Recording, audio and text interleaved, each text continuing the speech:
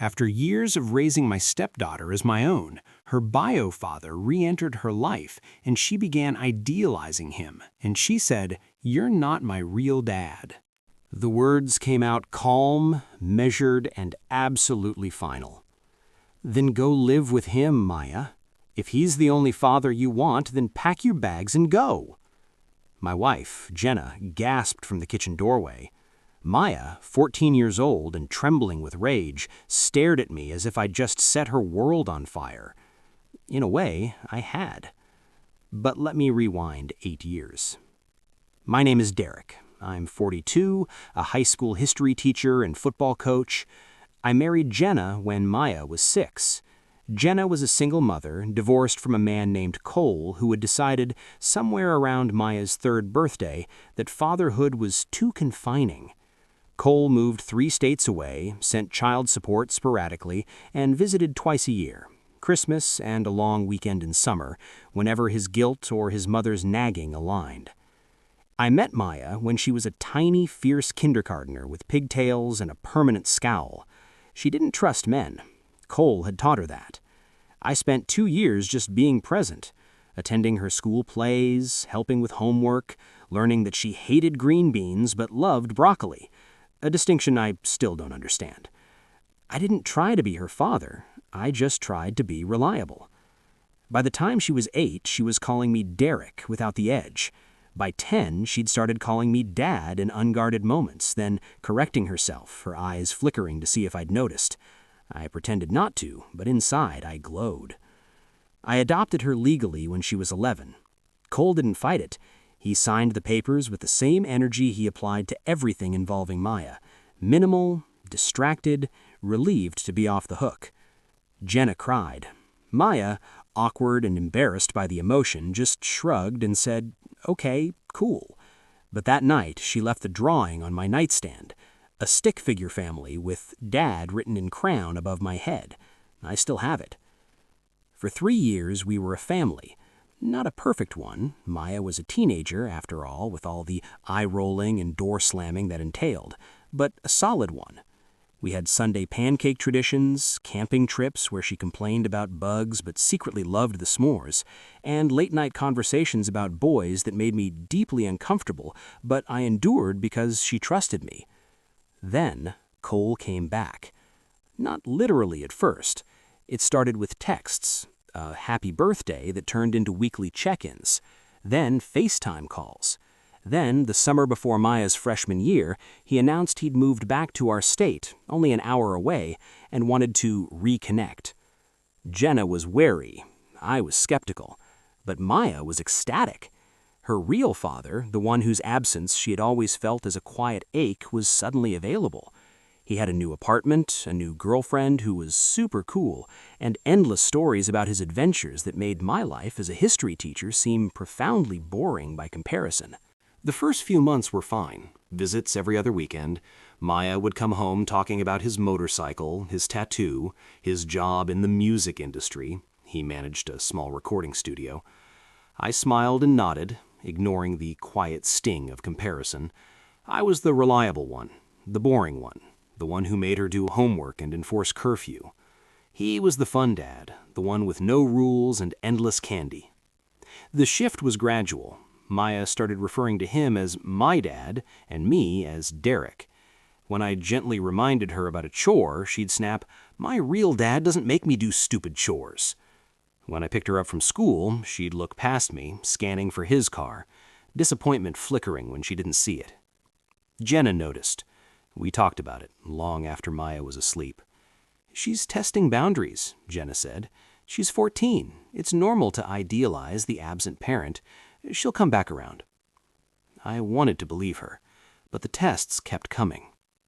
The breaking point, the moment that led to those words on a random Tuesday night, wasn't one big thing. It was the accumulated weight of 1,000 small cuts. A photo she posted on Instagram, her and Cole at a concert, captioned, "Best night with my real dad." The photo of us at her 8th grade graduation, the one she'd posed for with me, conspicuously absent from her feed. A comment at dinner, "Cole says real men don't need college. He's self-made." Cole's self-making involved a trust fund from his grandmother, a fact Maya conveniently ignored. The final straw, the one that snapped something inside me, came over something stupid, a broken phone screen. Maya had dropped her phone, cracking the screen. It was still usable, but annoying. I offered to pay for the repair. My treat, no strings. She shrugged. Cole said he'd get me a whole new phone. He said I deserve the latest model. He's welcome to, I said, keeping my voice even. But until then, this one works. He actually follows through on his promises, she muttered, loud enough for me to hear. I felt something inside me crack, the way ice does before it gives way entirely. What does that mean, Maya? She looked up, her eyes blazing with the particular cruelty only a teenager can muster. It means you're not my real dad. You're just the guy my mom married. Cole is my actual father, and he actually cares about me. Jenna, coming in from the other room, heard the last part. Maya, apologize right now. But Maya was on a roll, the words pent up for months finally flooding out. Why? It's true. He's always there for me now. He doesn't make me do chores or nag me about homework. He actually listens to me. Derek just wants me to be his perfect little daughter so he can feel good about himself. The accusation was so wildly unfair, so blind to 8 years of quiet devotion, that I couldn't even process it. I just stood there, holding the cracked phone, feeling like the floor had dissolved beneath me. Jenna was yelling. Maya was yelling back. The house, which had been our sanctuary, was suddenly a war zone. And then, quiet as a scalpel, I said it. Then go live with him, Maya. If he's the only father you want, if he's so much better at this than I am, then pack your bags and go. The silence that followed was absolute. Maya's face went from furious to stunned to something else. A flicker of fear, maybe, or the first dawning realization that words have consequences. Jenna stared at me, her expression a mixture of horror and understanding. She knew I'd been pushed too far. She also knew that some lines, once crossed, can't be uncrossed. Maya recovered first. Fine, she spat, her voice cracking. Maybe I will. She stormed to her room and slammed the door so hard the walls shook. I stood in the kitchen, the cracked phone still in my hand, and wondered if I'd just destroyed my family with 8 words. The house felt like a crime scene for the next 3 days. Maya stayed in her room except for meals, which she ate in pointed silence, her glare fixed somewhere just past my left shoulder. Jenna moved between us like a grief-stricken diplomat, trying to broker peace in a war neither of us had declared, but both were determined to win. I slept in the guest room, not because Jenna asked me to, but because I couldn't bear the distance in our bed. Her body turned away, her silence an accusation I couldn't answer.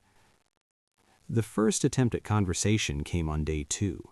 Jenna knocked on the guest room door, then entered without waiting. She's devastated, Jenna said. She thinks you don't want her anymore.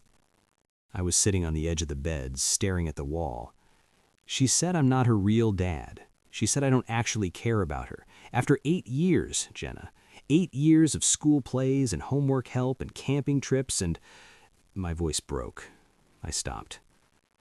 Jenna sat beside me, her hand on my back. I know what you've given, what you've been.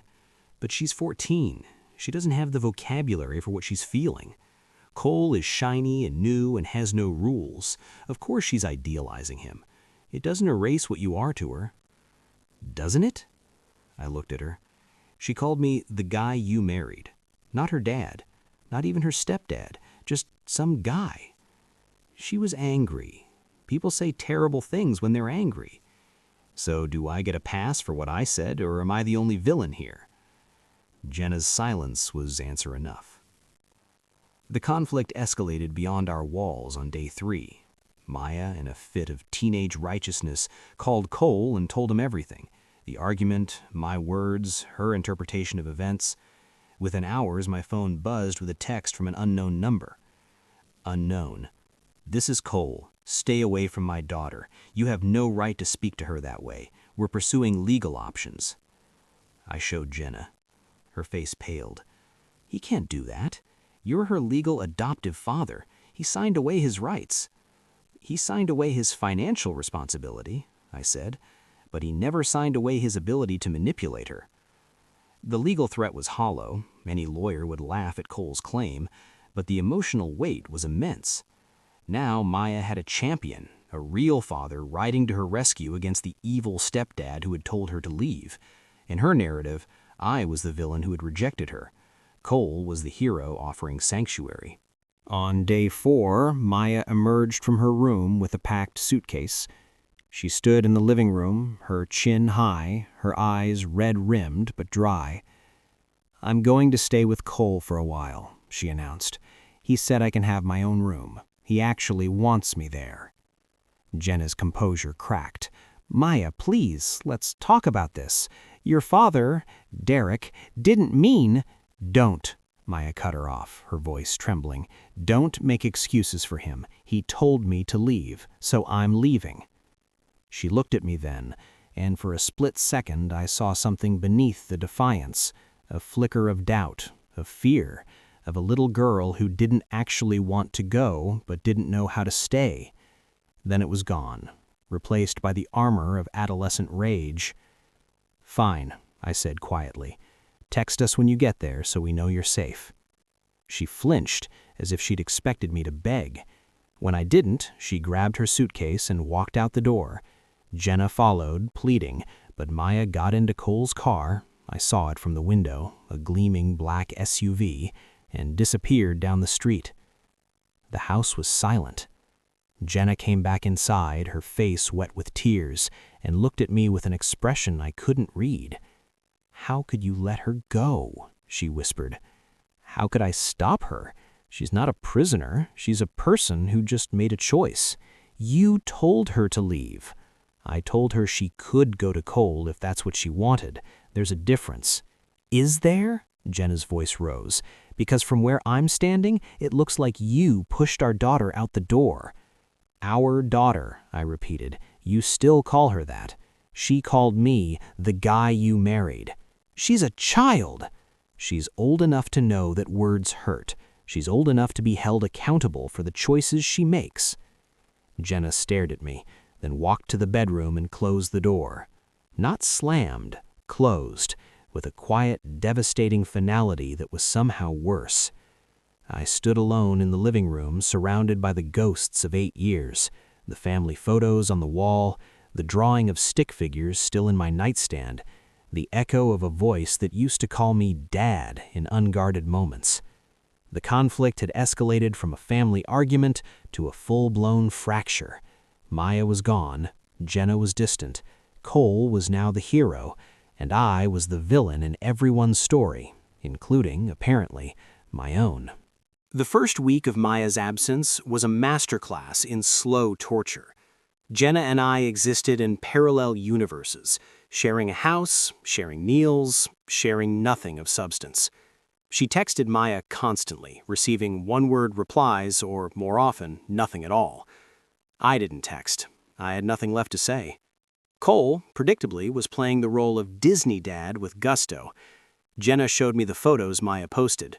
Cole's apartment with its cool industrial decor, the new bedroom painted in Maya's favorite color, trips to fancy restaurants and concerts. She looked happy in those photos. Genuinely happy, or at least convincingly so. "She's thriving," Jenna said one night, her voice a mixture of relief and accusation. Maybe this was what she needed. "Maybe," I said. I didn't add what I was thinking. Thriving on a tension that will inevitably fade when Cole gets bored again. The revelation, the true climax of this family tragedy, came 3 weeks into Maya's exile. I was at school, grading papers during my prep period, when my phone rang. Unknown number. I almost didn't answer. "Hello?" A pause. Then a voice I didn't recognize at first, small, hesitant, stripped of its teenage armor. "Derek?" It was Maya. I set down my pen. "Maya, are you okay?" Another pause. I heard breathing, the sound of someone trying not to cry. I don't know." "Where are you?" "At Cole's. He's not here. He's been gone for 4 days. His girlfriend left, and now he's—" I don't know where he is. He said he needed space. He left me here with $50 and a note to hold down the fort. The story spilled out in fragments. The first week had been amazing. Dinners out, concerts, Cole telling her she was the best thing in his life. The second week, the attention waned. He was busy with work. The recording studio, it turned out, was barely operational. The third week, his girlfriend moved out, and Cole began disappearing for days at a time, returning drunk or not at all. I called him last night because I was scared, Maya whispered. He said I was being dramatic. He said he didn't sign up for a full-time teenager, that I was supposed to be here for a visit. The words hung between us, heavy with implication. Cole, the fun dad, the real dad, the one who actually cared, had revealed himself, finally, as the man Jenna had divorced years ago. Unreliable, selfish, incapable of showing up when it actually mattered. "Maya," I said, my voice gentle, "do you want to come home?" The silence stretched. When she spoke, her voice was cracked and small. "I don't know if you want me there. You told me to leave." "I told you that you could leave. I never said I didn't want you. I was angry and hurt, and I said something I shouldn't have. But I have never, not for 1 second, stopped wanting you in my life." The dam broke. I heard her crying, real crying, not the performative tears of argument, but the raw, ugly sobs of a child who had been pretending to be an adult and finally couldn't anymore. "I'm sorry," she choked out. "I'm so sorry. I said terrible things. I called you just some guy. I know you're not just some guy. You're my dad. You're the one who was always there. You're the one who taught me to ride a bike and helped with my science fair projects and—" She broke off, sobbing. "I know," I said, my own eyes burning. "I know, Maya. It's okay." "It's not okay. I was so mean to you, and you still... "I still love you," I finished for her. "That's what fathers do, even when their kids are temporarily insane teenagers who say unforgivable things." A wet laugh escaped her. "I'm so sorry." "I forgive you. Now, do you want to come home?" "Yes," she whispered. "Please." I called Jenna, who was at the grocery store. She listened, cried, and was home within 10 minutes. We drove to Cole's apartment together, neither of us speaking, the weight of the past weeks pressing down on us. Cole's apartment was in a nondescript complex. We buzzed, no answer. I called Maya's phone. "I'm coming down," she said. The door opened, and Maya emerged with her suitcase, the same one she'd packed 3 weeks ago. She looked thinner, paler, her eyes red from crying. When she saw us, she froze for a moment, as if unsure of her welcome. Jenna opened her arms. Maya collapsed into them, sobbing. I stood back, giving them space, but Maya, after a long moment, pulled away from Jenna and walked toward me. She stopped a foot away, looking up at me with an expression I couldn't read. "I'm sorry," she said again. "I know." Then she hugged me, really hugged me, the way she hadn't since she was a little girl. I held her, feeling the slight tremor in her shoulders, the desperate grip of her arms. "Don't ever tell me to leave again," she whispered into my chest. "Don't ever call me just some guy again," I whispered back. "Deal." We drove home in silence, but it was a different silence. Not the cold distance of war, but the exhausted quiet of survivors. Maya fell asleep in the back seat, her head against the window, looking young and fragile in a way she hadn't allowed herself to look in years. Jenna reached over and squeezed my hand. I squeezed back. The climax was over. The family was broken, but not beyond repair, and for the first time in weeks, I felt something like hope. The immediate aftermath was a delicate, exhausting process of reconstruction. Maya was home, but the damage of the past weeks and the years that led to them couldn't be undone with a single hug. The first week, Maya was quiet, subdued, watching me with a wariness that broke my heart. She did her chores without complaint. She answered questions politely, but the ease was gone, replaced by a careful, self-conscious performance of being a good daughter. Jenna and I had long conversations after Maya went to bed. We talked about everything: My harsh words, Maya's cruelty, Cole's predictable failure, the years of quiet resentment we'd both ignored. We talked about how we'd failed to prepare Maya for Cole's return, how we'd assumed our love would be enough without ever discussing the complexity of her feelings. "We should have gotten her therapy when Cole resurfaced," Jenna said one night. "We just hoped it would work out." "We both wanted to believe the best," I said. "Her best, his best, ours. We wanted a happy ending without doing the work." Therapy. We started family therapy the second week. Dr. Patterson, a calm, bearded man with an office full of squishy chairs, helped us navigate the wreckage. Maya, initially resistant, slowly began to open up. The revelations in therapy were painful but necessary. Maya admitted she'd felt torn for years, guilty for loving me, guilty for missing Cole, confused about what loyalty meant. Cole's return had felt like a solution, a chance to finally have both fathers without the complication of choice. When I'd told her to leave, it had triggered her deepest fear, that I didn't actually want her, that I was just waiting for an excuse to abandon her like Cole had. "I didn't mean it literally," I said in one session. "I meant, if you're so unhappy here, you have options." But she heard, "I don't want you anymore." "I know that now," Maya said quietly, "but in the moment it felt like you were confirming everything I was afraid of." Dr. Patterson nodded. "Maya, what were you afraid of?" A long pause. Then, in a small voice, "That no one actually wants me. That I'm just a burden. Something people have to deal with." Jenna cried. I reached over and took Maya's hand. She didn't pull away. Cole's role. Cole, predictably, vanished after the failed experiment. He sent Maya a few texts. "Sorry things got crazy. Call me when you want to hang." But Maya ignored them. In therapy, she worked through the realization that her biological father was, and had never been, capable of being a real parent. It was a grief she had to process, not just an anger to direct. "He's like a fun uncle, someone you see on holidays who tells cool stories but doesn't actually know you. I thought if I tried hard enough, he'd become a real dad, but he doesn't know how." Neither did I at first. I had to learn. She looked at me, a new understanding in her eyes. "You learned." "I did, because you were worth learning for." The ripple effects. The fallout extended beyond our family. Jenna's mother, who had always been cool toward me, made pointed comments about men who abandon children that I chose to ignore.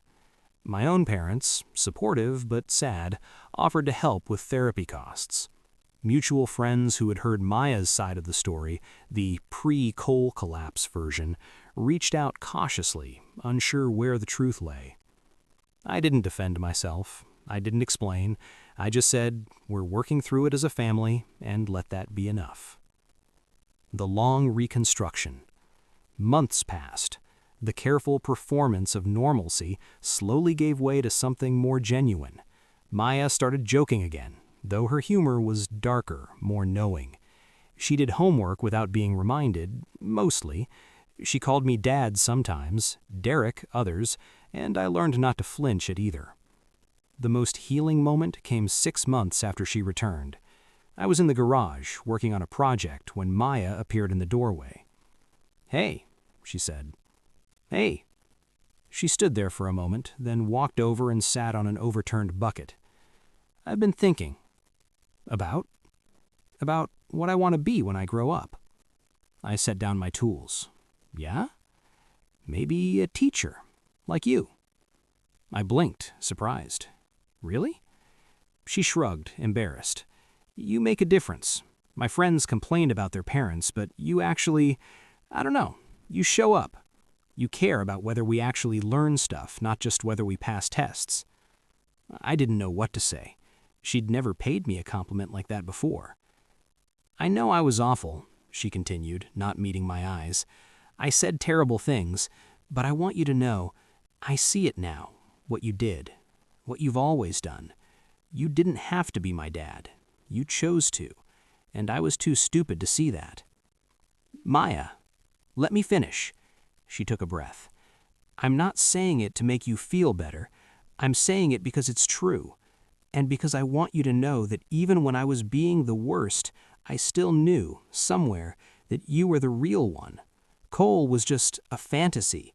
You're real, and I'm sorry it took me so long to appreciate that." I sat beside her on the bucket. "You were 14. You're still 14. You're allowed to make mistakes. The question is whether you learn from them." "I'm trying." "I know." We sat in comfortable silence for a while, the garage lit by the late afternoon sun. "Dad?" "Yeah?" "I'm glad you told me to leave." I turned, startled. "What?" "Not the way you said it. That part hurt. But if you hadn't, I would have kept pretending Cole was something he wasn't. I would have kept testing you, trying to make you prove yourself over and over. I needed to hit bottom to see what I actually had." I looked at this fierce, complicated, infuriating, wonderful person I had helped raise. "I'm glad you're home." "Me too." It's been 2 years since that conversation in the garage. Maya is 16 now, driving, dating, arguing about curfews, rolling her eyes at my jokes. In other words, a normal teenager. But the edge is gone, the constant testing replaced by something steadier. The state of our family. Jenna and I are stronger than before. The crisis forced us to communicate in ways we'd avoided for years. We have date nights now, real ones, where we talk about more than schedules and chores. We're a team again. Maya and I have a relationship I couldn't have imagined in those dark weeks. She still tests boundaries. She's a teenager, but the tests are about normal things: phone limits, homework, whether she can go to a party. They're not about love anymore. That battle is over. Cole is a ghost. He sends birthday texts, which Maya reads and deletes. He asked to see her last Christmas. She said no. I don't know if that will change as she gets older, but for now, she's made her choice. It's not about me versus him anymore. It's about her knowing who actually shows up. The question of forgiveness. People ask if Maya has forgiven me for telling her to leave. The answer is complicated. She understands why I said it. She understands that I was pushed past my limit by months of cruelty. But forgiveness, for her, wasn't a single moment. It was a process of watching me show up day after day, even after she'd done her worst. I've had to forgive myself, too, for losing my temper, for saying words I couldn't take back, for letting my hurt override my judgment, even for a moment. I'm human. I failed. But I also stayed. What I learned. The experience taught me that step-parenthood is the most thankless job in the world. You give everything, your time, your love, your identity, with no biological claim, no guaranteed return. You're expected to love like a parent while accepting that you may never be seen as one. It's a constant negotiation between devotion and detachment, between showing up and knowing when to step back. I learned that teenagers don't have the emotional vocabulary to express their deepest fears. When Maya said cruel things, she wasn't attacking me. She was trying to resolve her own impossible conflict. She loved me, but loving me felt like betraying Cole. So she pushed me away, testing whether I'd stay. I stayed. I learned that I told her to leave sounds monstrous in isolation, but context matters. I didn't abandon her. I didn't stop loving her. I reached my limit as a human being and said something I regretted. Then I spent years making up for it. The verdict. So, am I the asshole for telling my stepdaughter to go live with her biological father if she loves him that much? The answer, from where I sit now, is yes and no. Yes, because the words were cruel. They were designed to hurt, to match the hurt I was feeling. They came from a place of exhaustion and rejection, and they gave Maya exactly what she feared most, confirmation that she could be abandoned. But no, because the words weren't the whole story. They were a moment in an 8-year saga of showing up. They were a breaking point, not a defining characteristic. And in the end, they forced a crisis that led to clarity. Maya had to confront the fantasy of Cole and the reality of me. It was the most painful lesson of her life, but it was also the most necessary. The truest answer is this: I was a father who failed momentarily to be perfect. Maya was a daughter who failed repeatedly to be grateful. We both made mistakes, we both hurt each other, and then, because we loved each other, we both chose to stay and repair what was broken. That's not a fairy tale, that's just family. So no, I don't think I'm the asshole.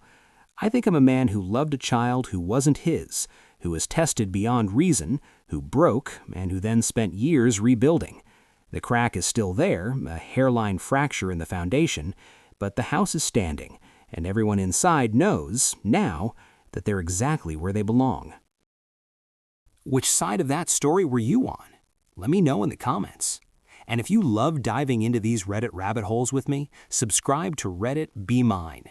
We're building the best storytelling community on YouTube, and we'd love to have you. Click that sub button and stay tuned.